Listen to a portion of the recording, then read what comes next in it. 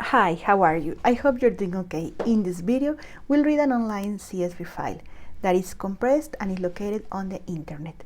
So if you have something similar data that is changing with the time, you can find this video helpful. I will be using for this example the number of positive cases from the infectious agent. You know who, the one who must not be named, at least here in YouTube.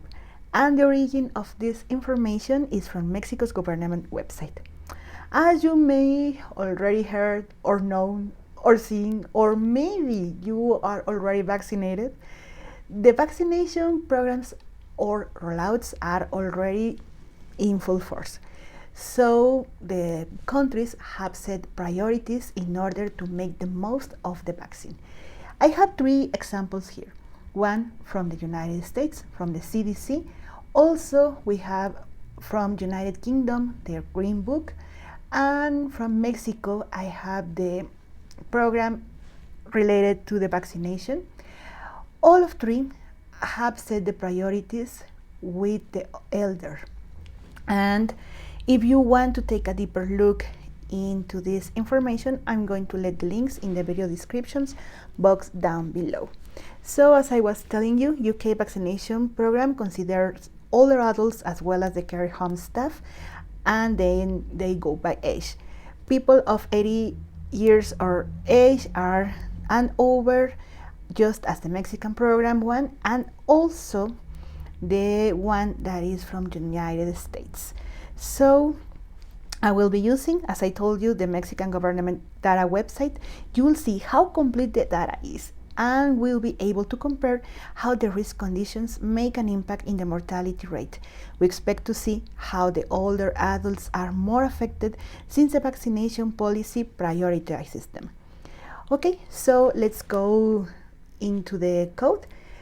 The first cell that I have here is going to help me to check the Pandas version, so you have it for future references. And also the second cell, let me know the Python version that Google Colab is running currently.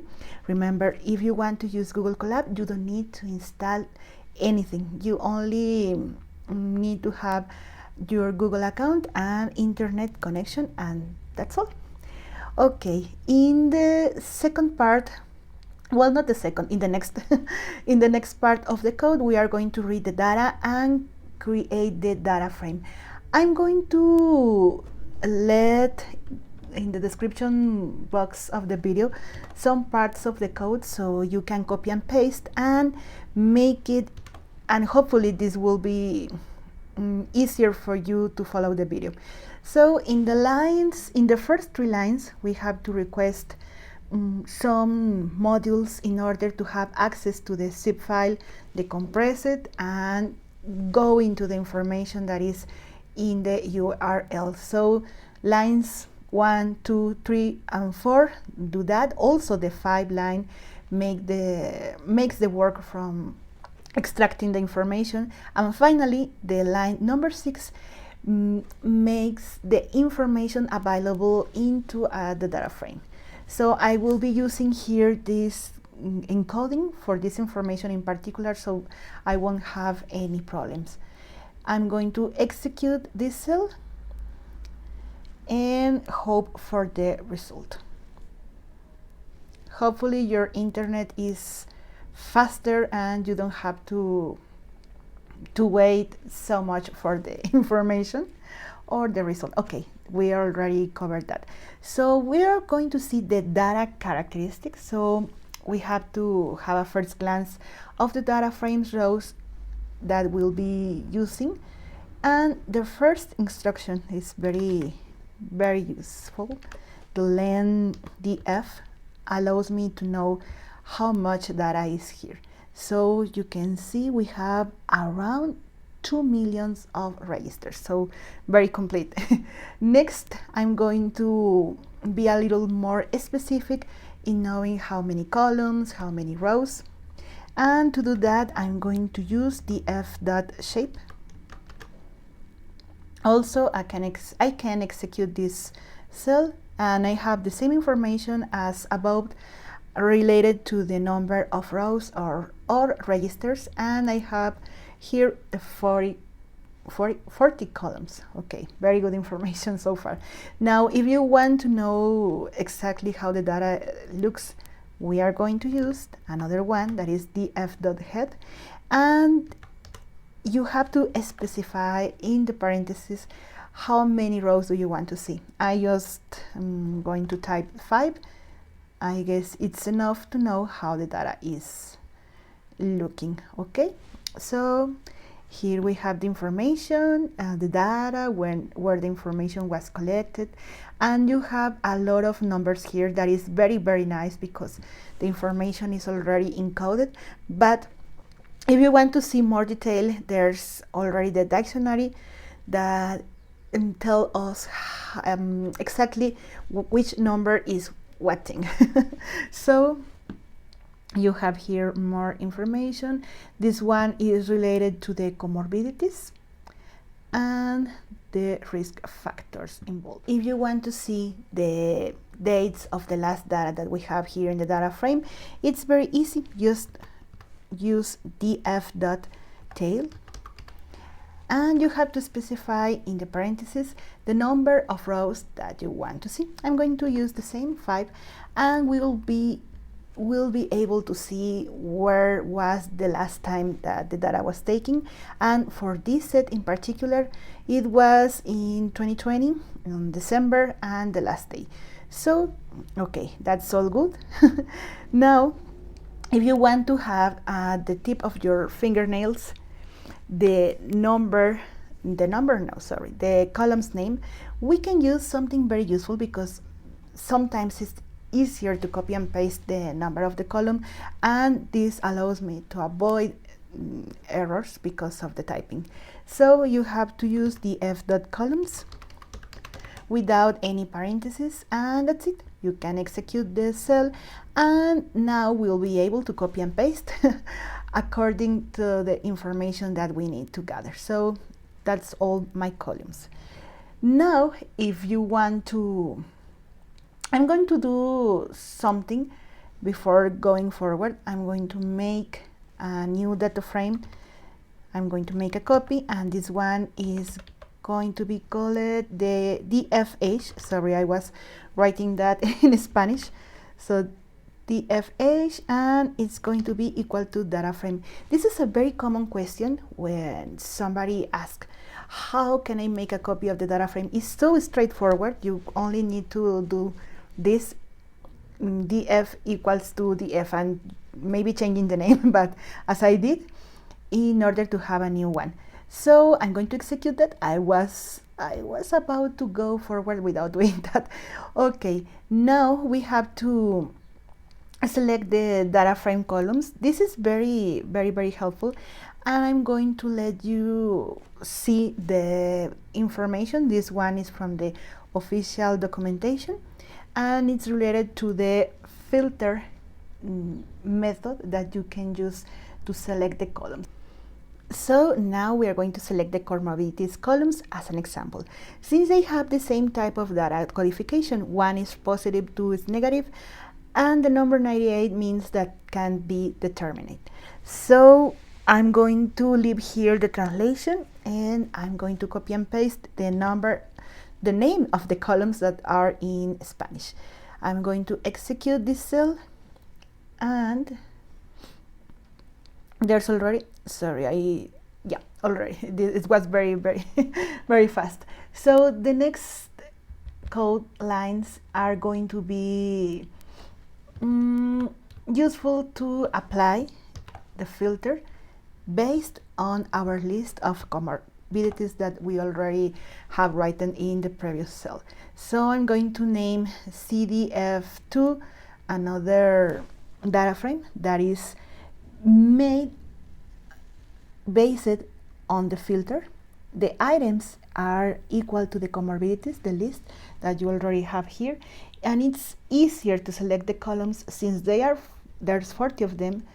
So far we can make the selection using this list, and will allow us to change the column's name easily. If you want to change the comorbidity, you only change here, and you don't have to make something else.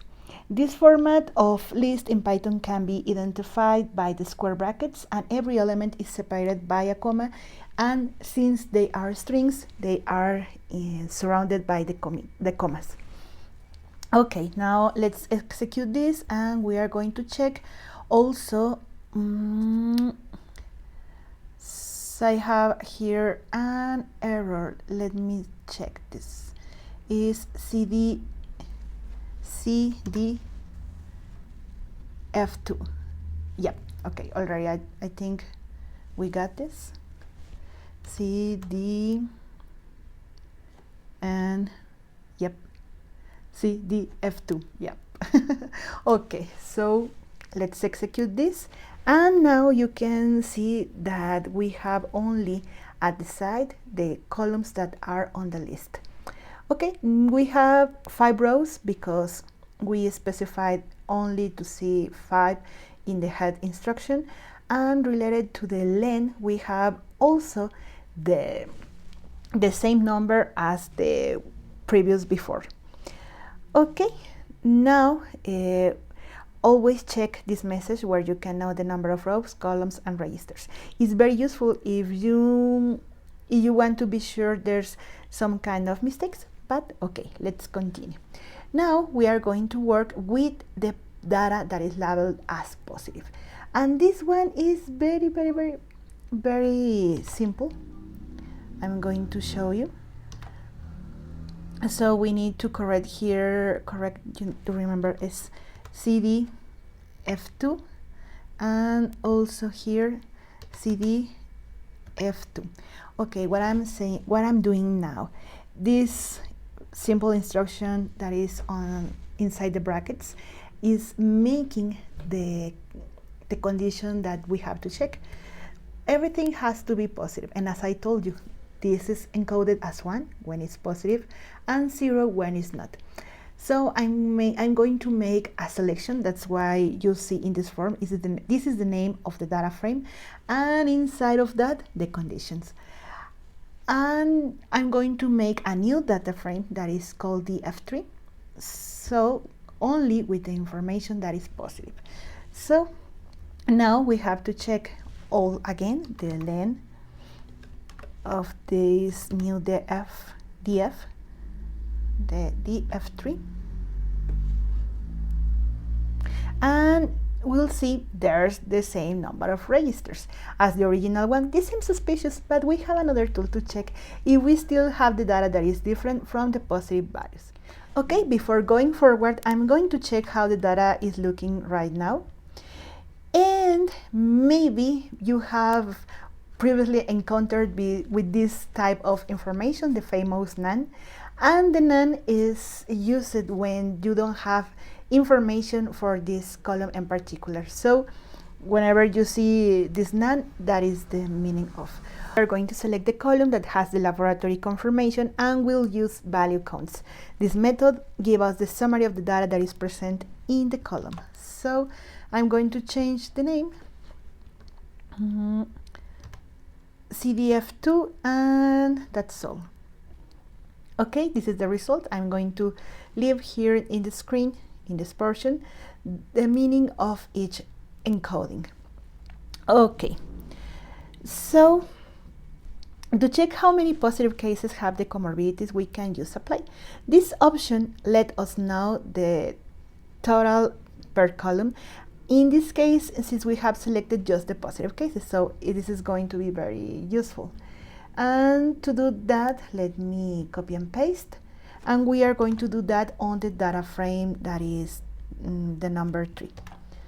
So this is also very easy, and you can see here the totals. The number 1, remember, means positive cases, so we can check every comorbidity here with the totals. If you want to see this result in a more graphic way, you can use a plot.bar. Very easy to do that. I'm going to copy and paste this instruction, and it's almost the same as the previous one. Just add .plot.bar and you have this result. Let me show you. Oops. Okay, here we have the information Now here in the plot we can see we also have resultado lab.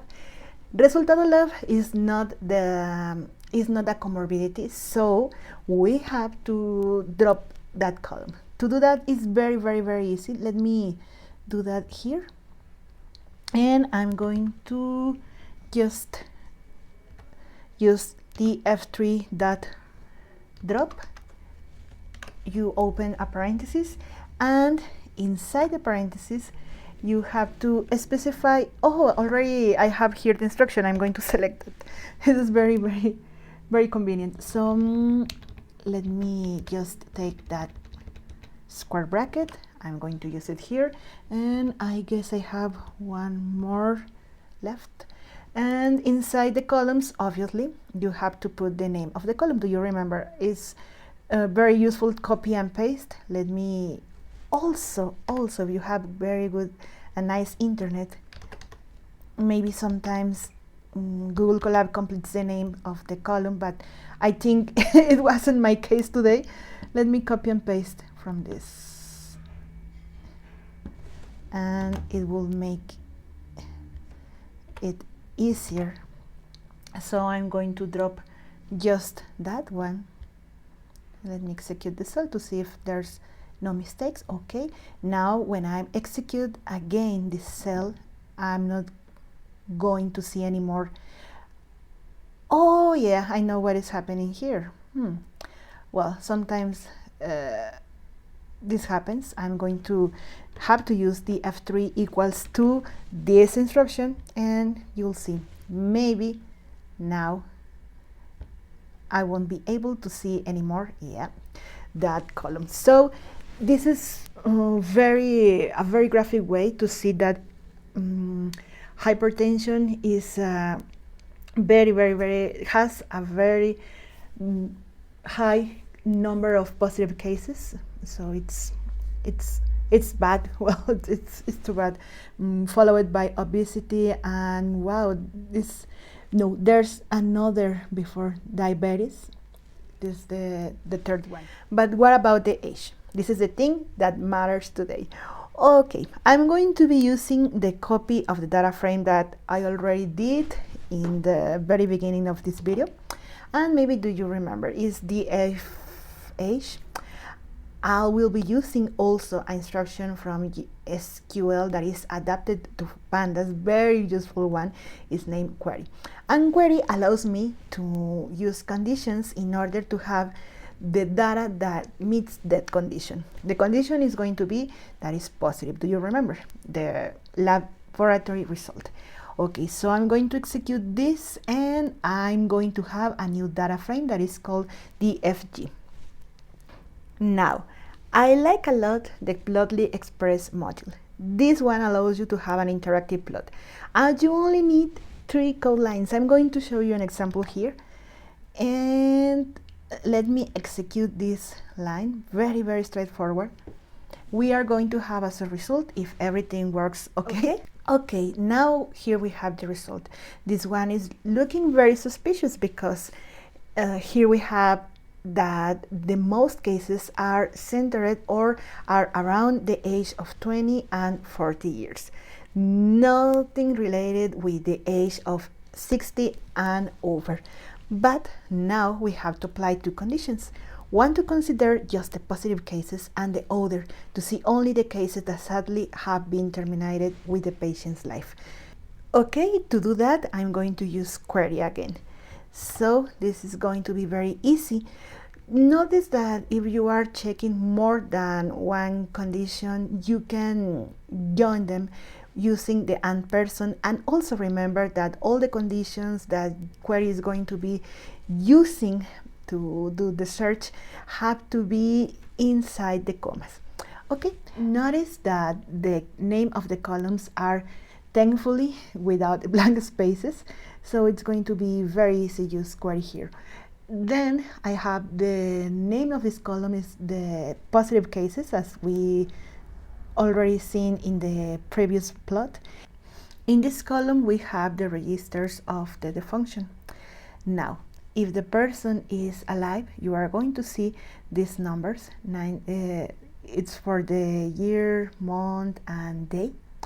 But if you have something different, that's why I'm using this sign, it means that the person is sadly passed away. So I'm going to execute both conditions, and let's see how the data behaves when you have these two conditions verified at the same time.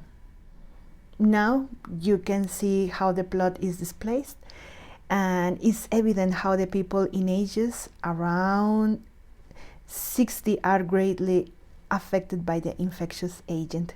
Okay, this is all that we have for you in this video today. I hope you find it useful. Thank you for watching us and have a very nice day. Please stay safe and see you in the next one. Bye!